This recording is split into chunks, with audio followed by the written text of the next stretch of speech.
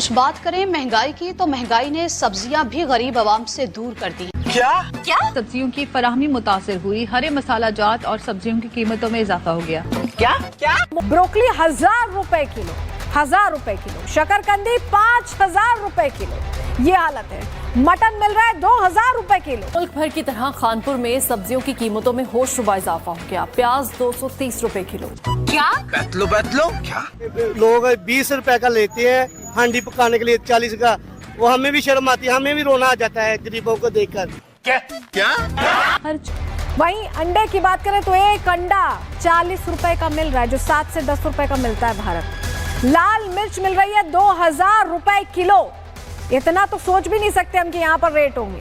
तो ये पाकिस्तान के रेट है। और इसके दाम 7वें आसमान। शहर शहर महंगाई की दुहाई। शहरी कहते हैं कि जितना कमाते हैं सौदा सल्फ पर खर्च कर देते हैं। बिलों की अदायगी, बच्चों की जरूरतें कैसे पूरी करें। बस हवा निकल गई। पहले ऑपरेशन सिंदूर से पहले इंडिया में से सब्जी खरीदी जाती थी पाकिस्तान के अंदर, टमाटर, प्याज, खास करके टमाटर, प्याज, आलू वगैरह, और बहुत ज़्यादा कम प्राइस होते थे पाकिस्तान के अंदर। अच्छा, ये अच्छा वाले 200 रुपये किलो। आप इस चीज़ से अंदाज़ा लगाएं कि एक आम मजदूर की जो दिहाड़ी होती है वो 1200 रुपये होती है। 200 रुपये किलो वो शलजम लेके जाएगा तो उसको आप देख लें वो किस तरह अपने घर का बजट मैनेज करेगा। और ये पालक कैसे दे रहे हैं? 100 रुपये का 1 किलो भाई। 100 रुपये का 1 किलो जी, ठीक है। और गाजर कैसे दे रहे हैं? गाजर 1 किलो 150 रुपये की। 150 रुपये किलो, ठीक है। गाजर का भी अभी सर्दियों के अंदर सीजन होते हैं। और ये शलजम कैसे दे रहे हैं? शिमला मिर्ची 200 की 1 किलो भाई। 200 रुपये की 1 किलो, ठीक है। और मटर कैसे दे रहे हैं? मटर 400 रुपये की 1 किलो। 400 रुपये किलो मटर। कि वो अल्लाह से हमारी शिकायत ना करे, बल्कि अल्लाह से ये दरख्वास्त करे कि वो हमारे जैसे कमजोर ईमान वालों को ताकत अता करे, क्योंकि हम भूले हुए हैं कि मनफत एक है। भाई साहब, एक अंडा 30 से 40 रुपए के अंदर और मटन हो चुका है वहाँ पे 2000 रुपये किलो। आप समझ गए होंगे हम किस महान देश की बात कर रहे हैं भाई। हमारी पड़ोसी है, वो है पाकिस्तान। वहाँ पे ये हालत हो चुकी है महंगाई की। लोग तो भाई ऐसे कोस रहे हैं पब्लिक, मतलब सरकार को, कि अब सुनेंगे तो कान बहरा हो जाएगा भाई। देखिए और मजा लीजिए। टमाटर की कीमतों में इजाफे के साथ ही सब्जियों की कीमतों में भी इजाफा कर दिया गया है। ये मेथी कैसे दे रहे हैं? मेथी है 250 रुपये की 1 किलो। 250 रुपये की 1 किलो, ठीक है। देख लें कितने ज़्यादा हाई फाई प्राइस हैं। कोई सब्जी भी 150 रुपये से कम नहीं है, बस इक्का दुक्का सब्जी है जो 100 रुपये किलो है।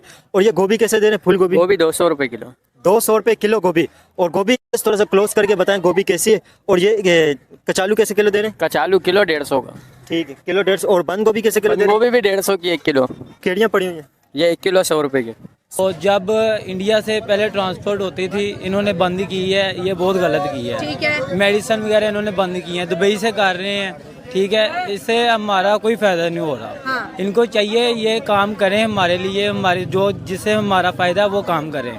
आपने कहा कि इंडिया की मेडिसिन दुबई आती है, दुबई से पाकिस्तान आती है, इससे अवाम को जी बहुत नुकसान हो रहा है, चीज महंगी है। इससे लोगों के लिए गोश्त दूर की बात, दाल या सब्जी खाना भी मुश्किल हो गया है। अवाम 100 प्याज भी खाएं और 100 जूते भी।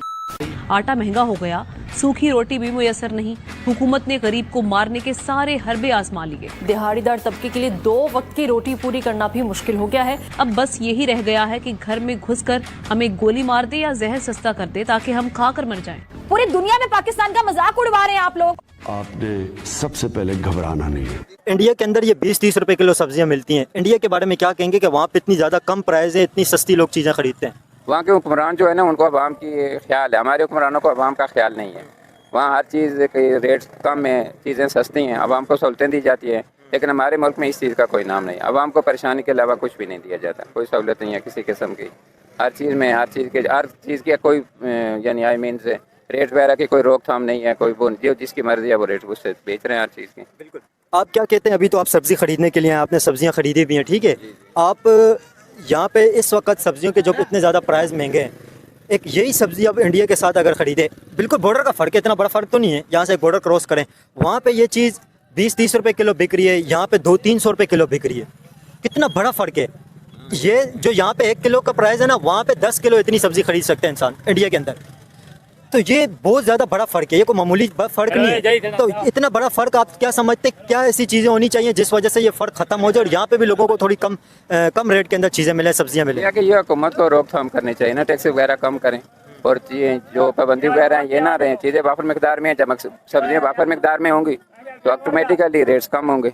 अगर इंडिया से डायरेक्ट दुबई जा रही है, इंडिया से इधर क्यों नहीं आ सकती? ये बहुत बड़ा सवाल है। ये आपने बड़ा ये कैमरे में मैं बात करूंगी कि देखें इनकी बात कितनी अच्छी है कि इंडिया से दुबई आता है और वही चीज फिर पाकिस्तान खरीदता है, लेकिन डायरेक्ट क्यों नहीं आता? यही तो हमारा अपने हुक्मरानों से सवाल है। ये हुक्मरान को चाहिए ना, ये हमारे लिए सोचना चाहिए। अगर ये हम लो लेवल पे सोचेंगे तो हुकूमत के लिए नुकसान है। ये हमारे हुकूमत की कमी है, जो उन्होंने इसकी कीमत घटानी चाहिए। हाँ। क्योंकि गरीब आवाम बहुत परेशान है, इसलिए उनको सोचना चाहिए।